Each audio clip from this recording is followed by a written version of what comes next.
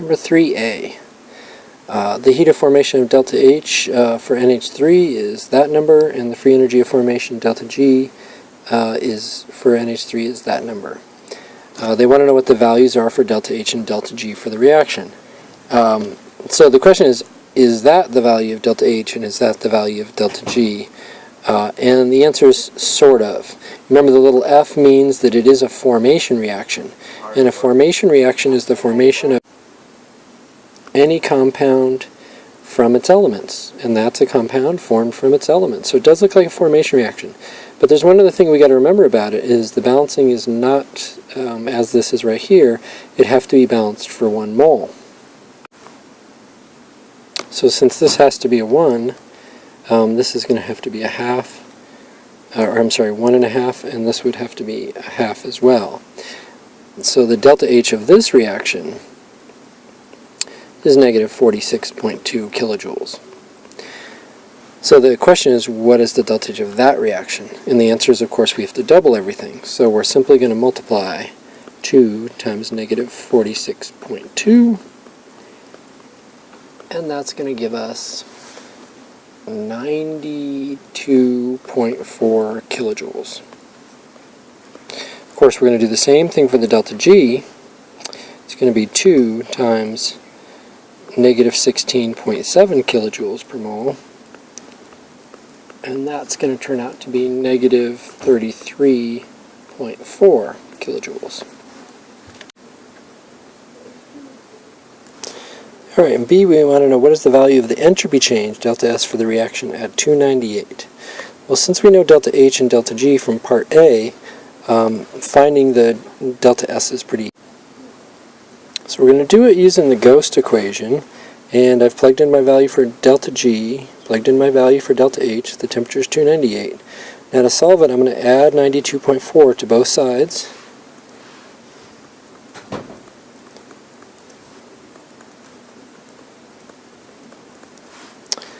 And then after I do that, I'm going to divide by negative 298. So I think I'm going to get 59 over here. I still have my negative 298k times delta S.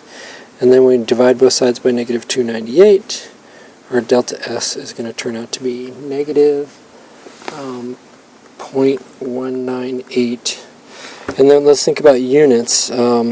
We were using kilojoules here. We were using kilojoules there. I just didn't write it down. So this is kilojoules. Now, if you have a good memory, you'll remember that delta S is very rarely reported in kilojoules like the other two are. It's usually reported in joules. So you could do negative 198 joules per mole Kelvin. And I think that's the answer. You could have left it in kilojoules because they didn't specify the unit. In C, they're increasing the temperature and they want to know what effect on delta G will have. How does this affect the spontaneity of the reaction?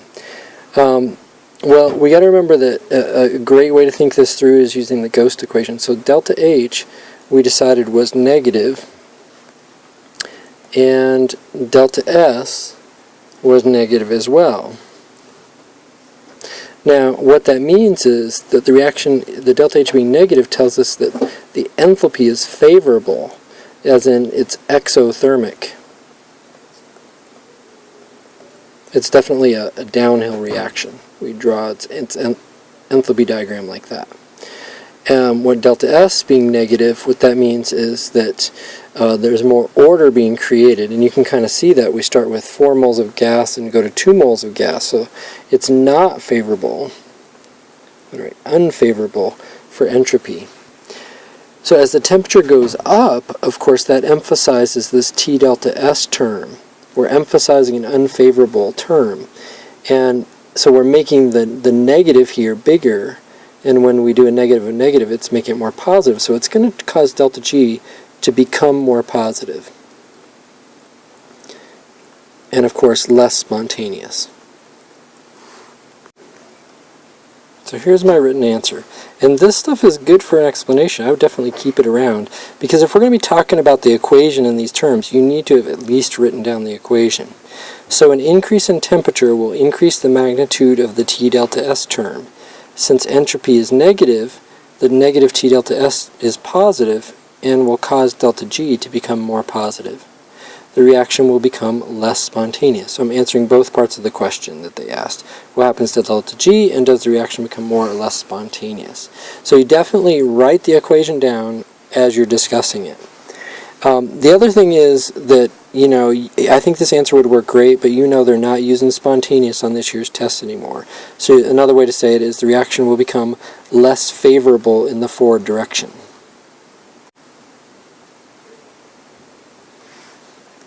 D. At what temperature can nitrogen, hydrogen, and NH3 gases be maintained together in equilibrium, each with a partial pressure of 1 atmosphere? What we want to do here is, so they're talking about equilibrium, them all having 1 atmosphere, and we want to relate that somehow to temperature. Well, let's think about our relationships. The first one is, we can think about equilibrium constants in terms of delta G using Gertlink. And in this case, the equilibrium constant, which actually would be a Kp, would be NH3 squared over N2 and H2, and that would be cubed. And if they were all 1 squared, 1, and 1 cubed, you notice that's all going to turn out to be a K of 1. Well, if K is 1, then the natural log of 1 is 0, and 0 times all this other stuff is still 0, so delta G is going to turn out to be 0 as well. So we want to know what temperature delta G is going to be 0 at. Well, we can relate delta G to temperature using our ghost equation, and we know delta G is going to be 0. We know our delta H from before. It was negative 92.4 kilojoules. I'm going to put the units in to make sure that I'm being consistent about units.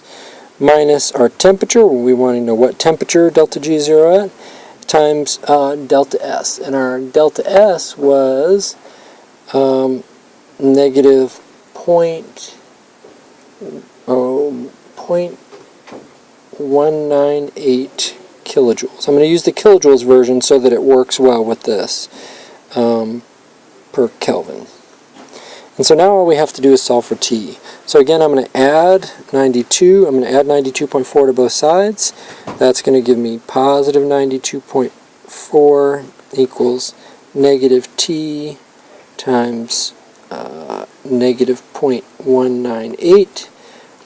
And then I can divide both sides by my negative 0.0198, and I can solve my temperature, which is going to turn out to be 467. What units? Well, the units were kilojoules per Kelvin, so it's probably going to be Kelvin.